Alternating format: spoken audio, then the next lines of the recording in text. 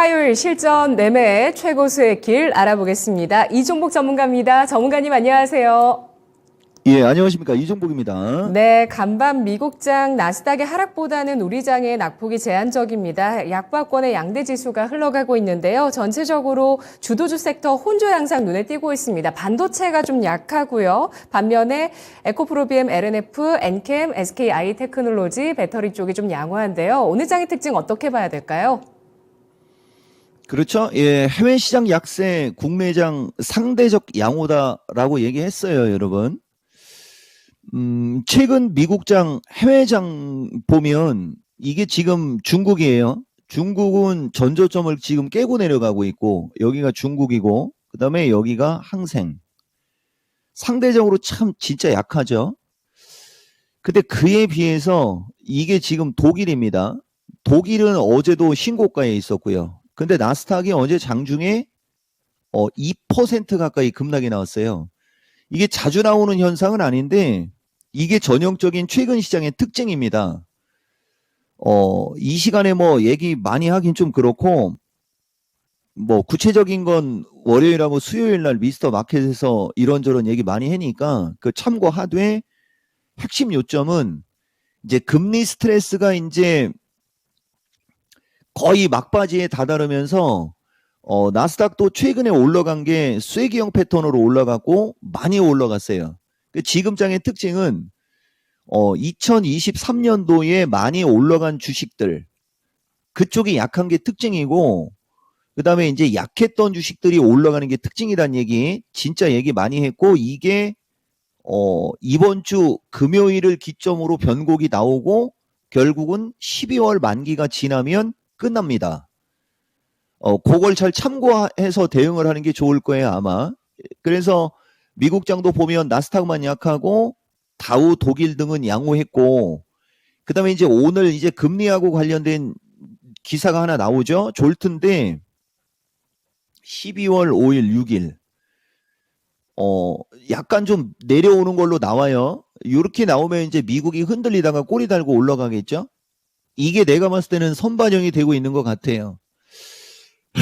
그리고 뭐 아까도 얘기했듯이 졸트 같은 거야 결국은 이번 주 금요일 날 나올 그 고용 지표하고 연관되는 거기 때문에 결과론적으로 이번 주는 지금과 같은 장이 나올 수밖에 없는 피동형입니다.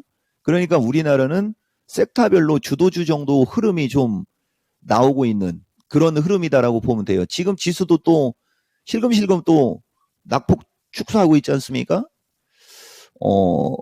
간만에 지수 관련주 한번 볼까요? 근데 이거 좀 그래도 이게 지금 맨 왼쪽이 시가총액 상위 종목입니다. 보다 보면 삼성전자하고 하이닉스만 약하고요. LG에너지는 그래도 강보합에서 움직여줘요. 그 다음에 이 밑으로가 이게 제약주 섹터인데 제약주는 내가 이 시간에 여러분들한테 뭐 되게 세게 얘기는 하지 않아도 진짜 잘 움직인다는 얘기 자주 얘기해 줍니다. 그러니까 지금 보면 섹터별 주도주 강세 중에 2차 전지가 강한데 그 2차 전지 내에서도 기존하고 다른 게 뭐냐면 기존은 한쪽이 올라가면 다 따라가고 한쪽이 밀리면 다 밀렸거든요. 근데 최근에는 그렇지가 않아요. 이게 상관관계가 있는 건데 지금 뭐 화면에 엔캠이 먼저 나왔으니까 이거부터 얘기할게요. 이게 10월 달에 2차 전지 폭락할 때 포스코하고 에코프로 BM보다도 먼저 좋게 얘기했던 주식입니다. 이게 이 주식이 아마 내일 가면 알 수 있을 거예요. 잘 가지 않습니까?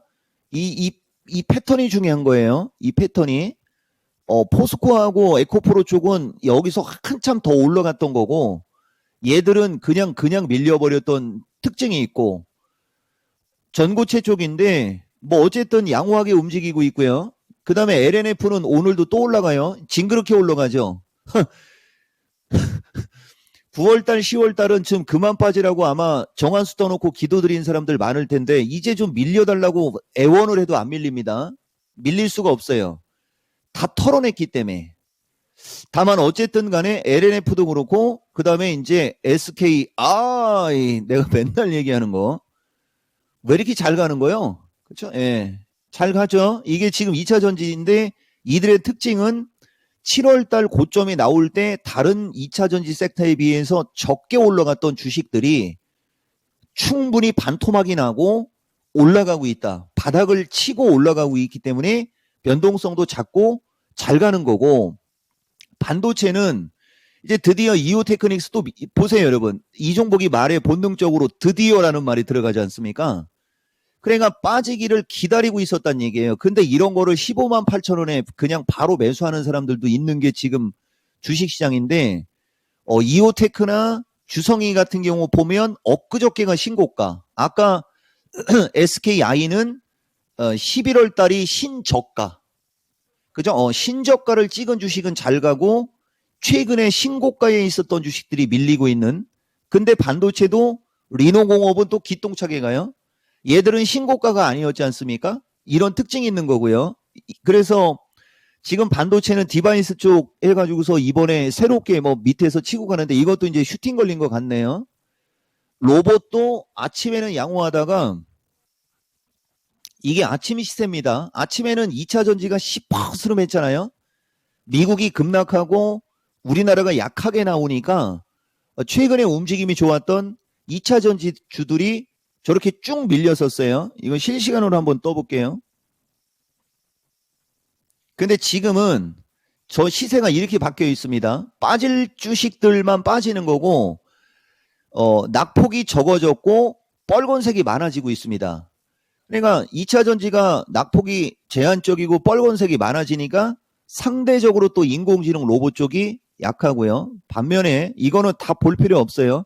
지금 장의 최고로 하이라이트.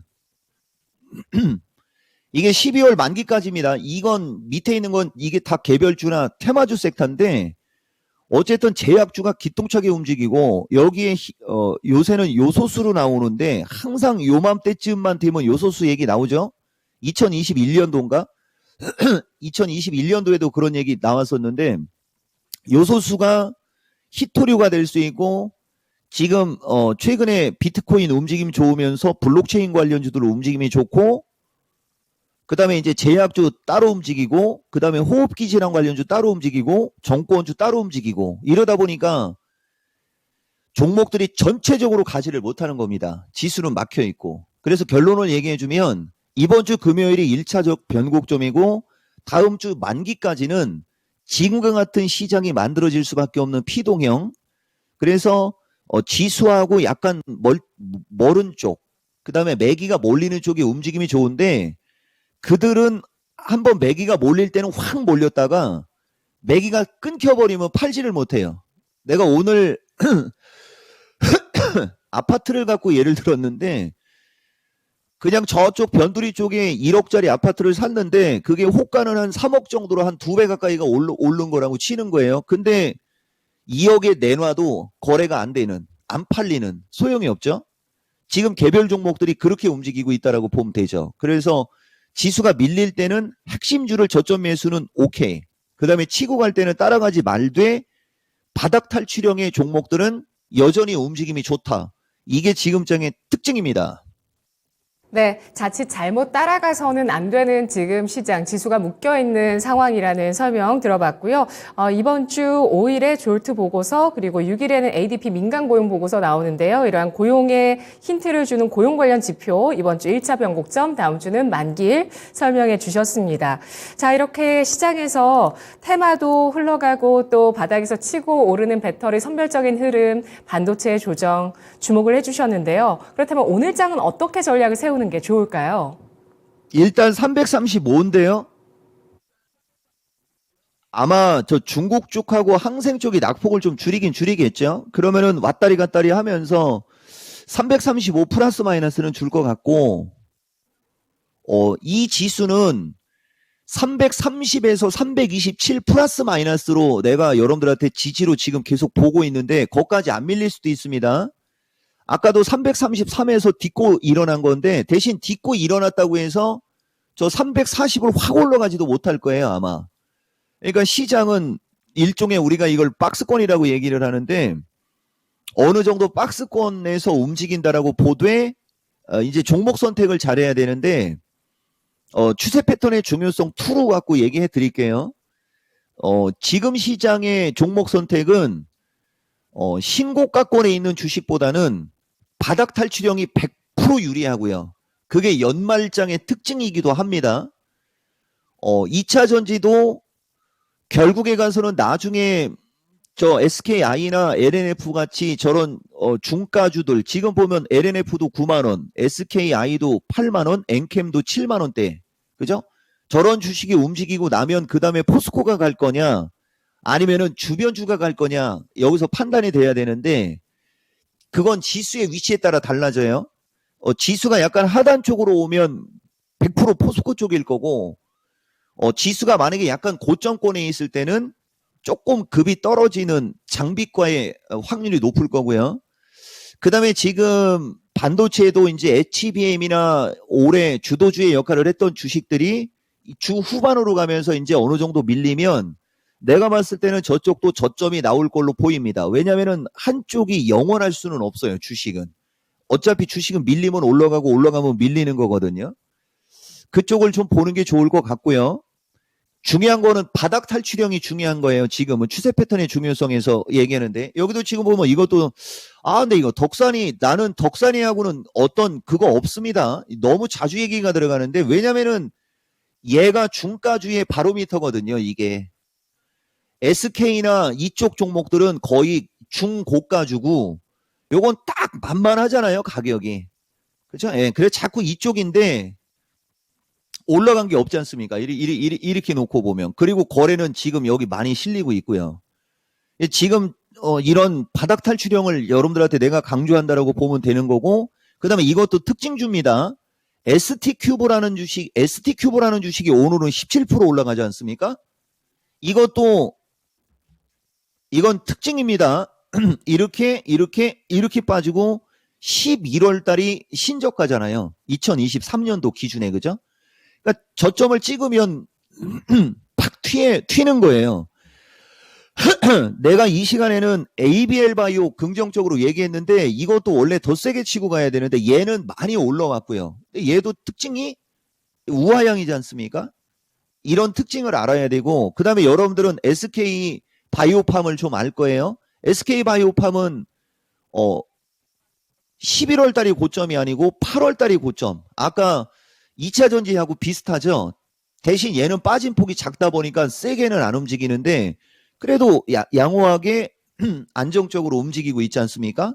제약주가 움직임이 좋은 것도 여러분들이 꼭 알아야 되고 그 다음에 이제 여기서 아까 얘기한 거를 좀 천천히 얘기를 해주면 보세요, 여러분. 지수는 제한적으로 움직이는데 지금 보면 종목들은 되게 많아졌어요. 섹터 자체가 되게 많아졌고 내가 헬스케어 관련주들 얘기했나 모르겠어요.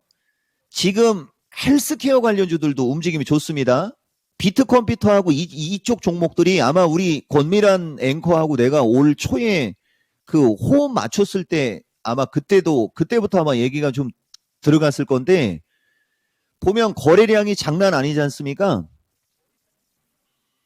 헬스케어, 그 다음에 호흡기 질환, 그 다음에 제약주는 낙폭과대 거기에 만약에 뭐 아마케든 아니면 JP모건이든 아마 내년에 또 1월 달에 JP모건 또 있거든요.